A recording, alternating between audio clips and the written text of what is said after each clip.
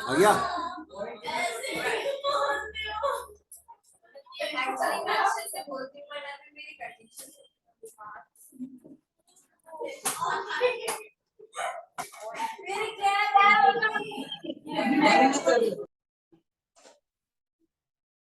देखिए फटाफट और फिर समझते हैं, इसके बाद नोट कर लें।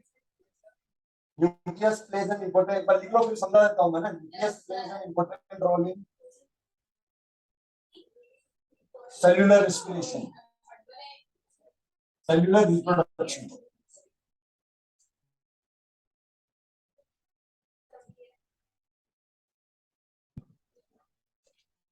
सेकंड, और क्या ब्रेन और सेल लेके तो सब एक्टिविटीज को रेगुलेट करेगा, regulate cell development and maturity. Cell की ग्रोथ कैसे होगी, क्या होगी, मैच्योरिटी कैसे आएगी, ये सब कौन रेगुलेट करेगा? न्यूक्लियस। और ये पॉइंट समझना, ये तो समझना है क्या सेल डेवलपमेंट को, सेल की ग्रोथ को रेगुलेट कर रहा है, ये समझना। और इसके अलावा ये इंपॉर्टेंट है, ये भी समझना है। Transmission of transmits hereditary traits from parents to offspring.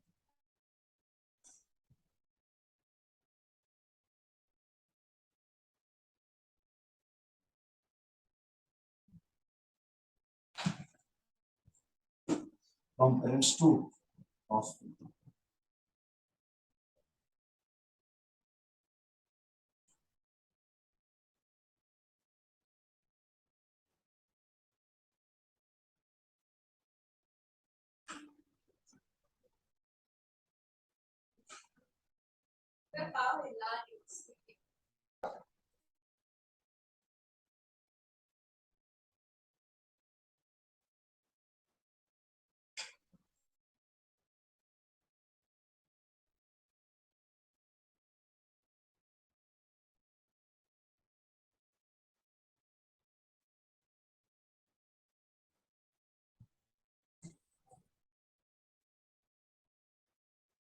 लिखना इन पॉइंट्स को, देखा इधर। पहला पॉइंट है function of plays an important role in cellular reproduction.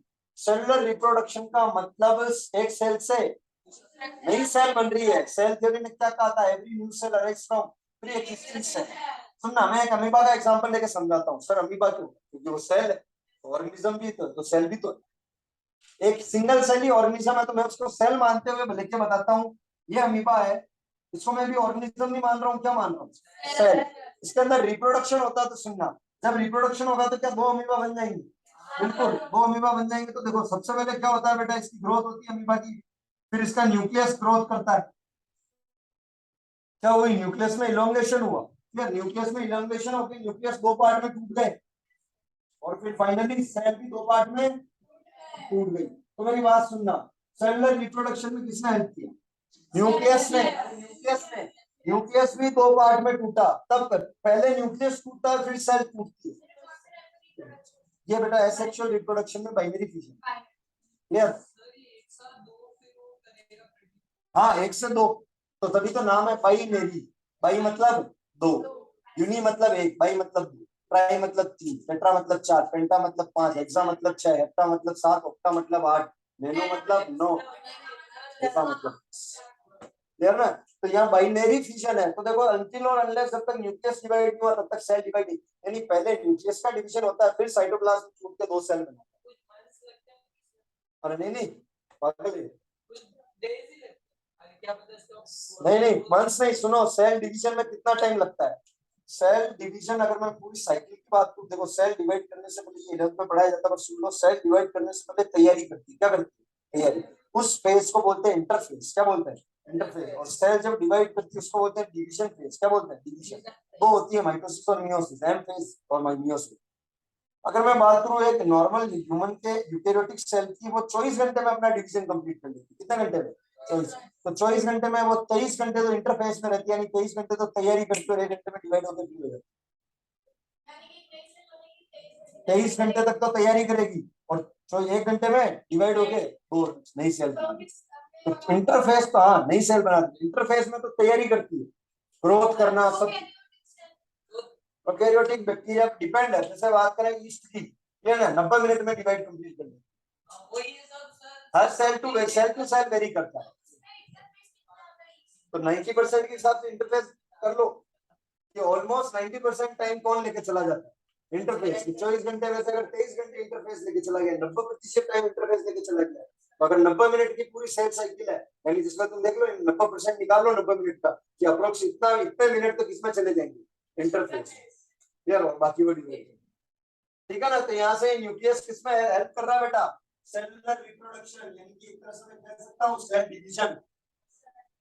Cellular reproduction यानी एक तरह से सेल डिवीजन। अगर मैं इसको अमीबा ना मान के एक नॉर्मल सेल मान लूं, तो नॉर्मल सेल भी तो ऐसे डिवाइड करेगी, ये बन गई दो सेल, ये क्या हो गया, सेल डिवीजन। क्या हो गया, फिर आगे वापस डिवाइड करेगी। Every new cell arise from pre existing cell, ये हर नई सेल एक पुरानी सेल से बनी। तो इसका मतलब क्लियर।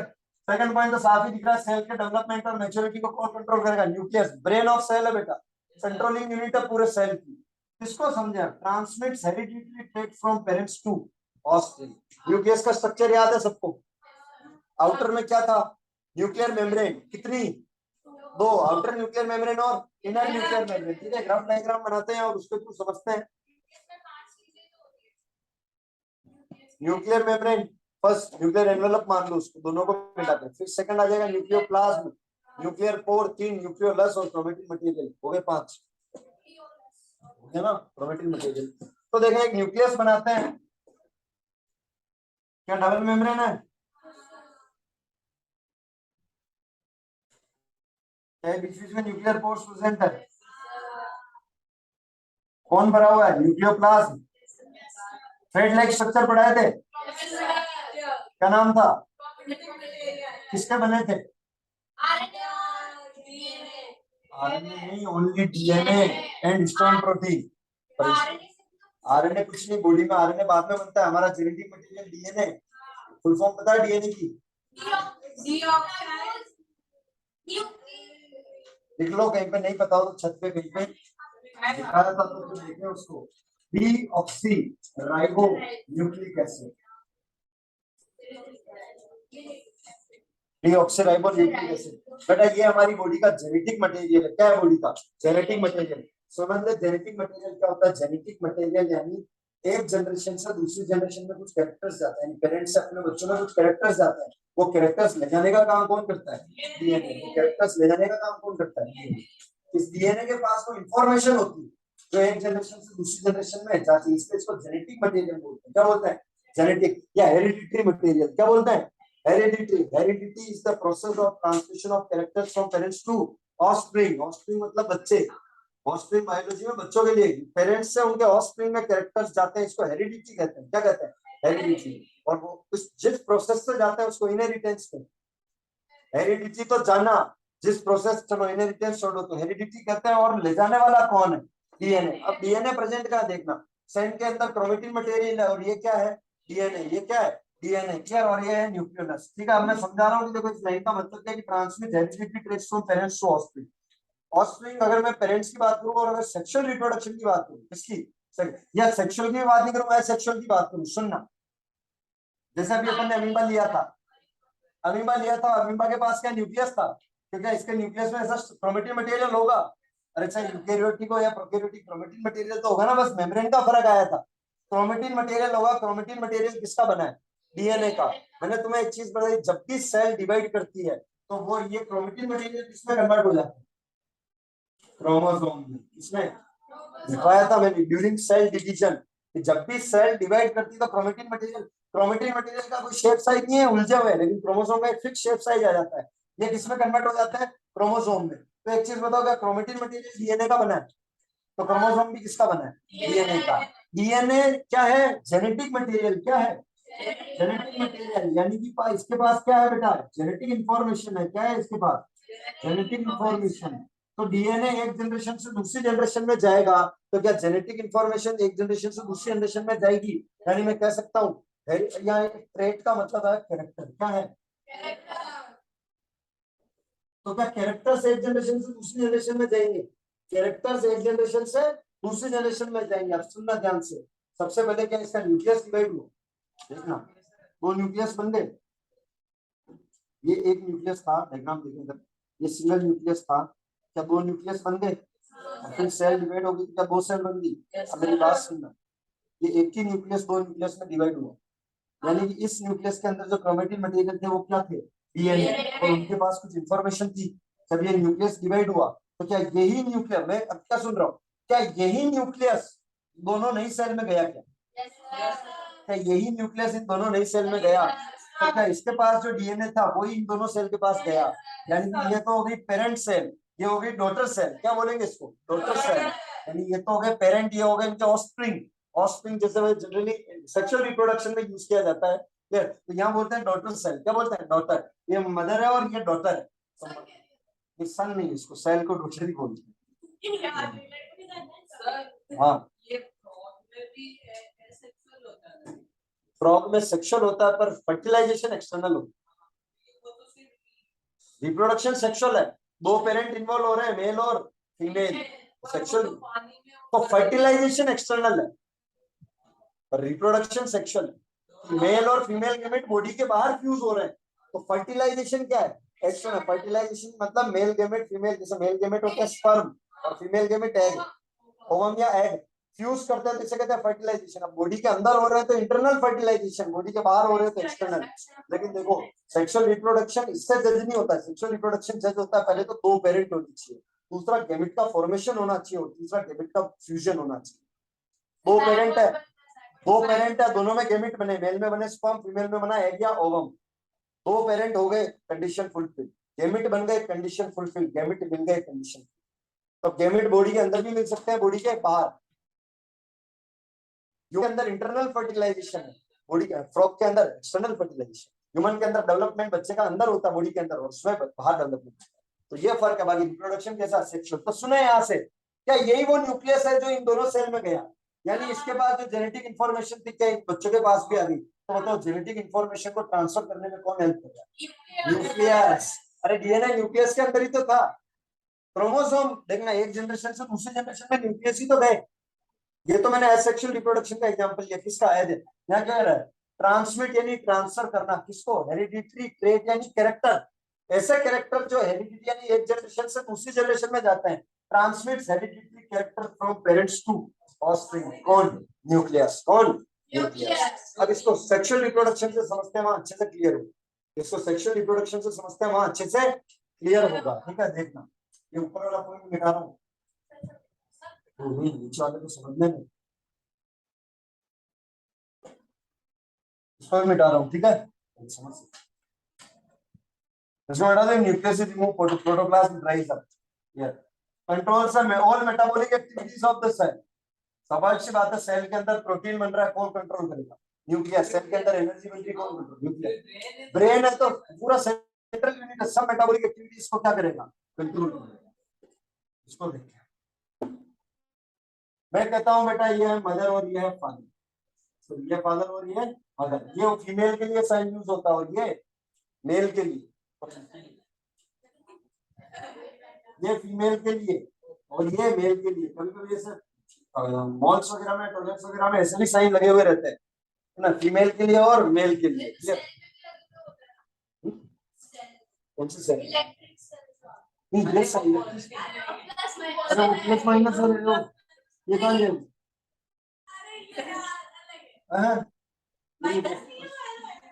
ये एरो भी है, ये मेल को बता रहा है और ये फीमेल को बता रहा है, फिक्स साइन, क्लियर। हॉस्पिटल्स में देखने को मिल जाएंगे ऐसे आप, ठीक है। अब सुने ध्यान से देखना, मेल ने बनाया स्पर्म, क्या बनाया, फीमेल ने बनाया एग या ओवम। मेरे को एक चीज बताओ, स्पर्म क्या सेल है, स्पर्म एक सेल है, क्या ओवम एक सेल है, बिल्कुल ओवम एक सेल है। हर नई सेल किससे बनती है, पुरानी सेल, पुरानी सेल से, यानी स्पर्म और ओवम को बनाया तो पहले से कोई एक सेल होगी, क्या ये बॉडी के गैमेट्स है, तो बेटा सुनो, बॉडी में एक स्पेशल सेल होती है जो गैमेट बनाती है, हर कोई सी सेल नहीं बनाती, और उनकी लोकेशन भी फिक्स है, ये उस सेल को बोलते हैं जर्म सेल, क्या बोलते हैं, ये ऐसी सेल है जो क्या बनाएगी, ऐसी सेल है जो क्या बनाएगी, गैमेट, इसको क्या बोलते हैं, जर्म सेल। बाकी और बॉडी में कोई सी सेल नहीं है जो गैमेट बना दे, गैमेट बना रहे हैं, अब इनकी फिक्स पोजीशन होती है। जैसे अगर मैं बात करूं, ये जर्म सेल फीमेल में कहां प्रेजेंट होगी? ओवेरी के अंदर। वहां क्या बनाएगी? ओवम। क्या बनाएगी? ओवम। सर मेल में कहां प्रेजेंट होगी? टेस्टिस के अंदर। वहां क्या बनाएगी? स्पर्म। वहां क्या बनाएगी? स्पर्म। तो जगह भी फिक्स है। सुनना, हर नई सेल पुरानी सेल से बनती है, ये है स्पर्म और ये क्या है? ओवम। ये जर्म सेल से बने होंगे, यहाँ में लिख रहा हूँ जर्म सेल। क्या लिख रहा हूँ? Germ cell. और ये भी क्या लिख रहा हूँ? Germ cell. अच्छा, हर नई सेल, जब नई सेल पुरानी सेल से बनती तो प्रोसेस कौन सा होता है? Cell division. डिवीजन ही होता है। माइटोसिस और मियोसिस दो आगे देखेंगे, यानी सेल डिवीजन होता है और पुरानी सेल से नई सेल बन जाती है। अब स्पर्म और ओवम मिलेंगे। क्लियर? क्या बनेगा? जाइगोट। ये जाइगोट आगे बनाएगा एम्ब्रियो। एम्ब्रियो डेवलप होकर क्या बना देगा? फीटस और फिर बेबी। ठीक है ना? फीटस भी एक स्टेज आती है बीच में, फीटस फीटस और फिर बन जाएगा।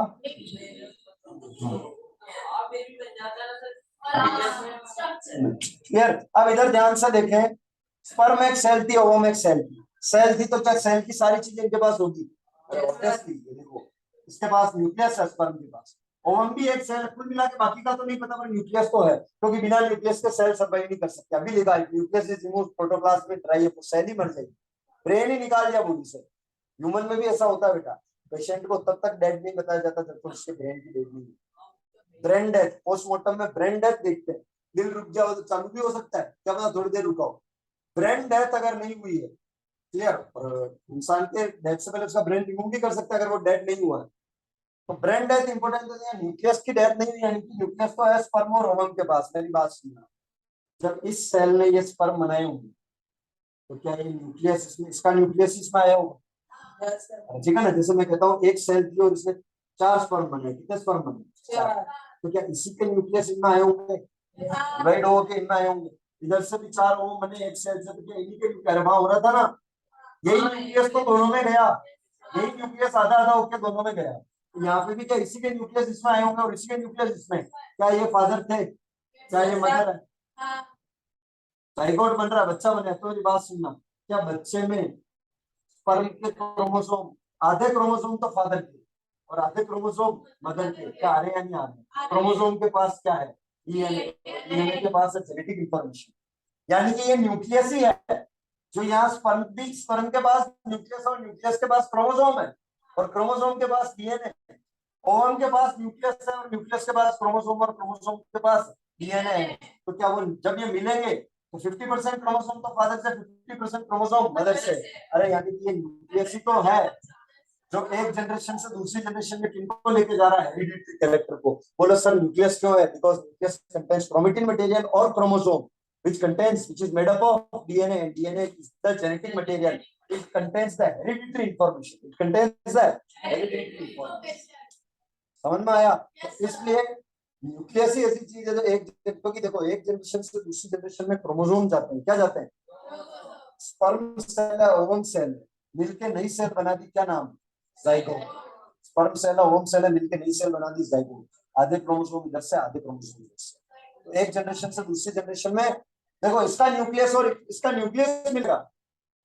स्पर्म देखना, जैसे ये ओवम है, क्या ये इसका न्यूक्लियस है? ये कौन आ रहा है? स्पर्म, ये इसका न्यूक्लियस है। अब जब स्पर्म इसमें एम्बेड करेगा बेटा इस तरह से, तो ये अपने न्यूक्लियस को कहाँ रिलीज कर देगा? इसके अंदर। ये किसका न्यूक्लियस था? एग का। ये किसका न्यूक्लियस था? एग का या ओवम का। ये किसका है? स्पर्म का। दोनों मिलकर एक नया न्यूक्लियस बनाएंगे।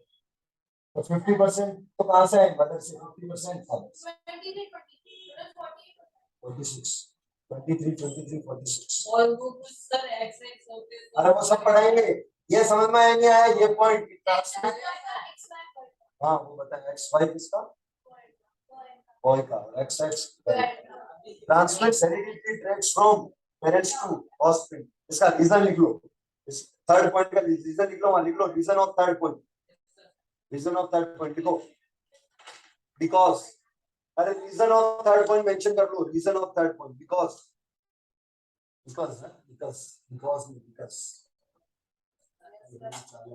because transmit heredity traits from parents to अपने। हाँ because nucleus contains, नहीं आएगा बेटा, बड़ा है, पीछे लिख लो लास्ट में, मेंशन करके लिख दो ना reason of point number 3। Because nucleus contains chromosome. Because nucleus contains chromosome or chromatic material. Yeah, chromosome. Because nucleus contains chromosome which are made up of DNA. Because nucleus contains chromosomes which are made up of DNA. Because nucleus contains chromosomes which are made up of DNA. Full stop. DNA is the genetic material. DNA is the genetic material. DNA is the genetic material which contains DNA is the genetic material which contains hereditary information. Hereditary मतलब एक generation से दूसरे generation में जाने वाली। हाँ, heredity का मतलब ही यही कि पेरेंट्स के कैरेक्टर्स बच्चों में आना, उसको क्या कहते हैं? हेरिडिटी। क्या कहते हैं? हेरिडिटी। पेरेंट्स के कैरेक्टर्स बच्चों में आ रहा है, और लिखना भी विच और है उसमें आपको क्या बात दे दूंगा, विच कंटेन्स हेरिडिटरी इंफॉर्मेशन। ठीक है, क्या लिखा है क्वेश्चन से? अच्छा, because nucleus contains chromosome which are made up of DNA and DNA is genetic material which contains hereditary information. Chromosome DNA से बने हैं। तो वो सुनो, तुम्हारी बॉडी का कोई भी पार्ट निकालो, तुम्हारी बॉडी का कोई भी पार्ट किससे बना? सेल से। सेल के न्यूक्लियस में कौन है? डीएनए। कुछ भी चीज, एक बाल, नाखून, कुछ भी सब सेल से बना है। डीएनए टेस्ट हो जाएगा, एक एक चीज सेल से बनी है। हर सेल के अंदर क्या है? डीएनए। हर सेल के अंदर क्या है? यार, तो क्राइम स्पोर्ट्स में काम आती चीज है। भाई जैसे तेरा बाल मिल गया, तो सस्पेक्ट है तो आ जाए एक और बाल दे। इस बाल का और इस बाल का डीएनए मिलाएंगे, मिल गया तो ये बाल तेरा ही, ताकि तेरा डीएनए और किसी से मैच नहीं हो सकता। सर मम्मी पापा से भी नहीं, मम्मी पापा से भी नहीं होगा। क्यों? 50% मदर का था, 50 तो 50-50 मैच होगा। 100% डीएनए तेरा और किसी से मैच नहीं यार, और 50 भी किसी से नहीं है। तेरा जो 50% डीएनए 50% फादर से मैच होगा, और 50% डीएनए तेरा मदर से।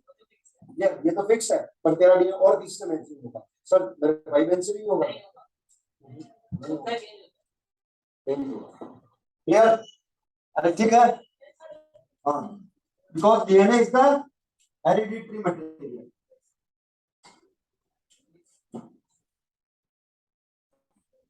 ठीक है ना, बिकॉज डीएनए इज हेरिडिटरी है। अगला point, and from one generation to next generation and chromosomes and chromosome moves from one generation to another.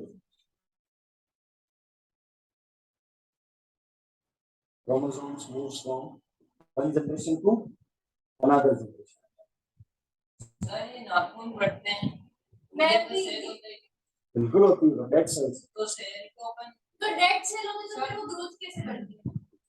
अरे पीछे वाले इसको dead cells in the sense ऐसा नहीं कि ग्रोथ नहीं कर सकती यार, मतलब डेड हो जाती है तो फिर क्या नहीं, ग्रोथ इन द सेंस उस तरह से डेड नहीं है वो। ठीक है ना, सेमी डेड। मतलब इनमें सेंसिटिविटी देखो, नाखून में जब अंदर तक काटोगे तो दर्द होगा। ऊपर वाले रीजन में जैसे बाल में ग्रोथ कर रहे हैं, इसमें सेंसिटिविटी नहीं है ना। नहीं, यहाँ तो कोई यहाँ से निकालेगा, ब्लीडिंग हो जाएगी, कोई पकड़ के खींचे काटेंगे तो फिर पेन नहीं होगा। क्लियर है? क्योंकि इसमें क्या है, सेंसिटिविटी फील नहीं होगी। सेंसिटिविटी स्किन के साथ अटैच है, वहां फील होगी, बाहर से फील नहीं होगी। अरे ठीक है, ये तक क्लियर है? क्या लिखा? Chromosome moves from one generation to another, ये हो गया इसका रीजन। ठीक है, इसका नहीं, जुड़वा बच्चे का तो डीएनए सेम है, वो डिपेंड वो कौन सा ट्विंस है, मोनोजाइगोटिक या डाइजाइगोटिक। हमारी क्लास में ट्विंस मोनो सुने, मोनोजाइगोटिक ट्विंस या तो दोनों लड़के होंगे या दोनों लड़कियां होंगी। एक लड़का एक लड़की कभी नहीं होगा, तो वो डाइजाइगोटिक ट्विंस। अरे तो वो डाइजाइगोटिक ट्विंस है, मैं मोनोजाइगोटिक ट्विंस की बोल रहा हूँ। मोनोजाइगोटिक ट्विंस में अगर दोनों लड़कियां तो दोनों लड़कियां, या फिर दोनों लड़के। डाइजाइगोटिक ट्विंस में कुछ भी हो सकता है, लड़का लड़की, लड़की लड़की, लड़का लड़का। पर मोनोजाइगोटिक ट्विंस में अलग अलग इनसे डाइजाइगोटिक ट्विंस है, जैसे ट्विंस है डाइजाइगोटिक। डाइजाइगोटिक का डीएनए सेम नहीं होगा, दो अलग अलग। अरे हुआ क्या, देखो स्पर्म और ओवम मिलके क्या बनाते हैं? जाइगोट। क्या बनाते हैं? यार अब सुनना, ये जाइगोट जब आगे ग्रोथ कर रहा था तो गलती से ये दो पार्ट में डिवाइड हुआ। तो देखो एक ही जाइगोट दो पार्ट में, फिर ये आगे क्या बनेगा, एम्ब्रियो, एम्ब्रियो, ये फीटस, ये फीटस, ये बेबी, ये बेबी। तो एक ही जाइगोट में कितने बच्चे बना लिए, दो दो। ये कैसा मोनोजाइगोट, ये कैसा मोनोजाइगोट। सुनो तो सही, अब अगर ये जाइगोट मेल का था तो दोनों आगे मेल ही बनेंगे, बॉय। ये अगर गर्ल का था तो दोनों आगे गर्ल। लेकिन डाइजाइगोटिक में क्या होता है, एक स्पर्म ने एक ओवम को फर्टिलाइज किया, गलती से अगर एक और ओवम प्रेजेंट और इसको भी अगर एक और स्पर्म, तो ये अलग अलग जाइगोट बनेंगे, अलग अलग डेवलपमेंट होगा, तो अलग अलग बच्चे बनेंगे। ये डाइजाइगोटिक। तो अब ये मेल मेल भी हो सकता है, फीमेल फीमेल भी हो सकता है, मेल फीमेल भी हो सकता है।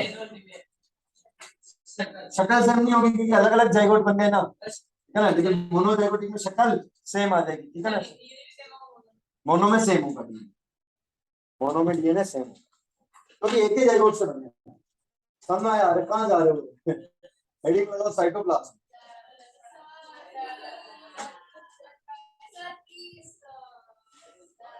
साइटोप्लाज्म इट इज देखो ग्राउंड मैट्रिक्स ऑफ सेल।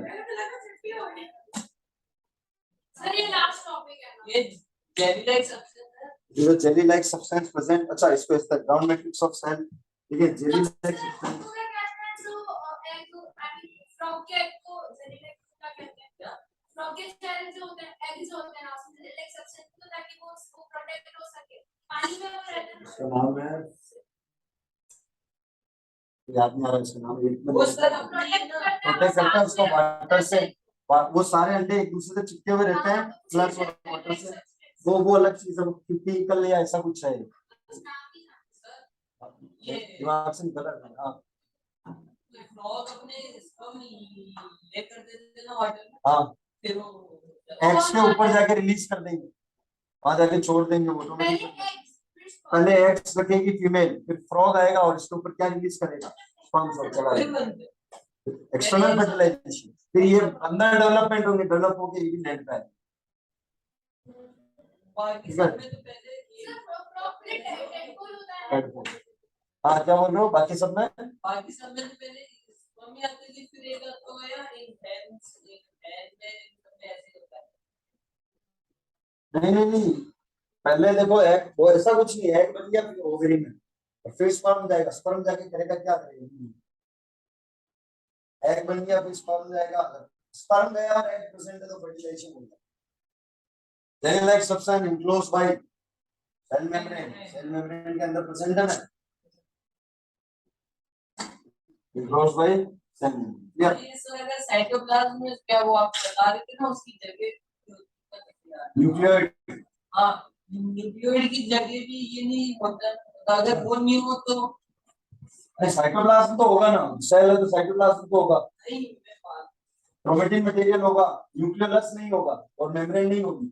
अगर न्यूक्लियस नहीं तो इसकी जगह पे ये भी नहीं आएंगे क्या, साइटोप्लाज्म, क्यों नहीं, साइटोप्लाज्म तो होगा ना।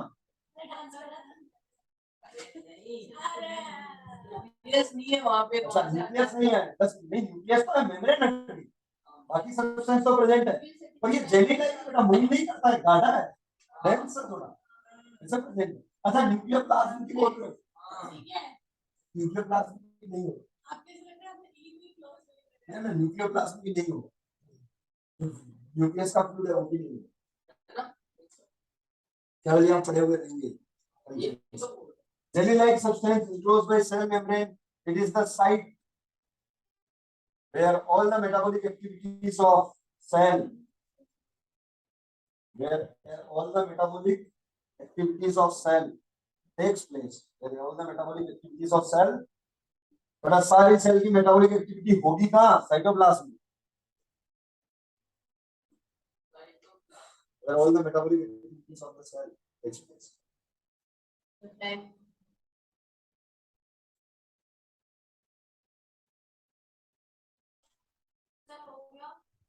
ठीक है,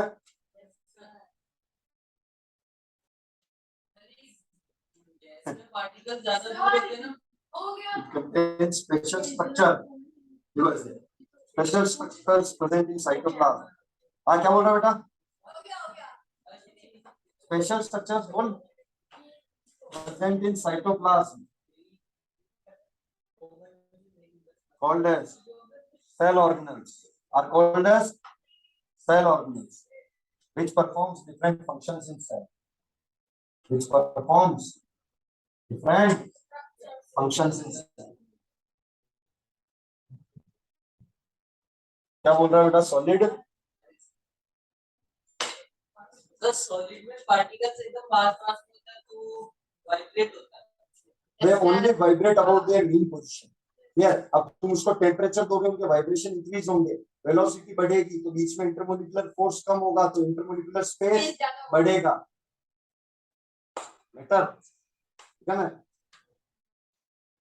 डिफरेंस लिखना हो पार्टिकल्स के बीच में लिख सकते हैं यार the velocity of the particles of gas is very high ज्यादा होती है उससे कम होती है लिक्विड की और उसकी सॉलिड में वेलोसिटी नहीं है बस वो they vibrate only about their mean position gas में तो पार्टिकल बहुत रैंडम मोशन करते हैं हाई वेलोसिटी के साथ लिक्विड में कम वेलोसिटी होती है और सॉलिड में अपनी जगह पे क्या करते हैं वाइब्रेट क्या करते हैं kinetic energy is half M we square kinetic energy is half है the energy possessed by the virtue of its motion अभी इसकी काइनेटिक एनर्जी कितनी जीरो क्योंकि मोशन नहीं कर रहा है मास एम वी वेलोसिटी से गया एनर्जी अभी सुनना दो एनर्जी होती है पोटेंशियल एनर्जी और काइनेटिक एनर्जी अभी इसके पास कौन सी एनर्जी है पोटेंशियल एनर्जी इसके पास क्या नहीं है वेलोसिटी नहीं है the energy possessed by body by virtue of its position ground से कितनी हाइट है h इसको मैंने फेंका क्या अभी इसके पास वेलोसिटी ये पूरी की पूरी पोटेंशियल एनर्जी किसमें कन्वर्ट होगी काइनेटिक एनर्जी